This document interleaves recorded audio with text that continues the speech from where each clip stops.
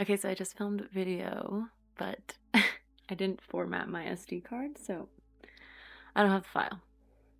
But it's now 12:22 on January 1st, 2025. I'm here, it's New Year's, and I'm hanging out alone in the attic. Time is quite a silly little construct, and 12 months is an interesting amount of time, and then starting the new year in January of all times is so fascinating. So we can connotate all we want to New Year's, but I always just appreciate and love the opportunity to reflect on what's happened and who I am and how I've grown.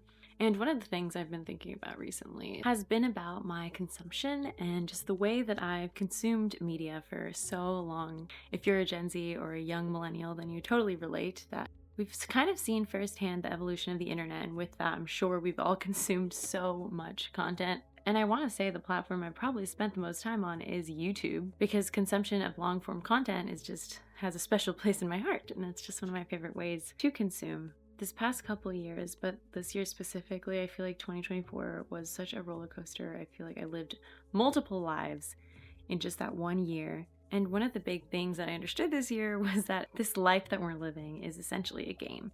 And everything in the game, in this world, is energy, including our thoughts and our feelings. So being in control of our thoughts and our feelings directly affects the outcome, which is the creation of what is essentially our life, our reality. If our thoughts and feelings are constantly manifesting our realities in physical form, then I had to learn how to start to understand which thoughts and feelings were conscious ones of my own and which were almost playing automatically in the background in my body because they were just familiar, because they were patterns that they'd repeated over and over again. Bringing the subconscious mind to the conscious mind has been a roller coaster, and it's been the best thing I've ever done in my life.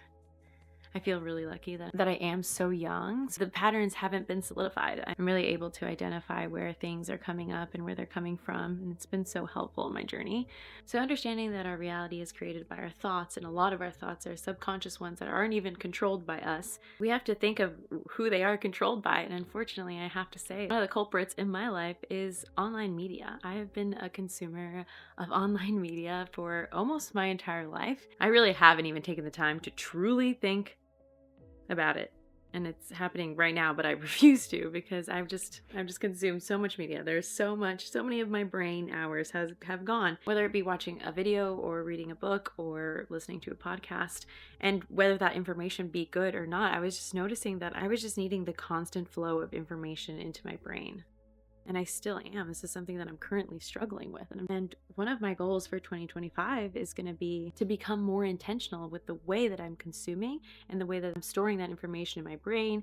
I really want to spend more time slowing down and really understanding what's going on in my brain and why. And I do feel like I have done that a lot this year. Now I'm trying to just slow down and be intentional about what I consume. And with that, I'm also trying to be intentional with what I create. We all have the duty to create in some capacity, and I think I've been scared for so long. I'm not sure of what, maybe of being judged, of being perceived. And I think the key is authenticity, truly. Like, when I think about all the creators that I love to watch and the people that have truly impacted my life in one way or another, the interactions that I've had in real life, I mean, just truly being yourself is the key. And sometimes that's terrifying. It's terrifying to allow yourself to be known, especially when you're just starting to know yourself. But I think that vulnerability is so necessary in the world that we live in. We need to be connected. I want to inspire people to create.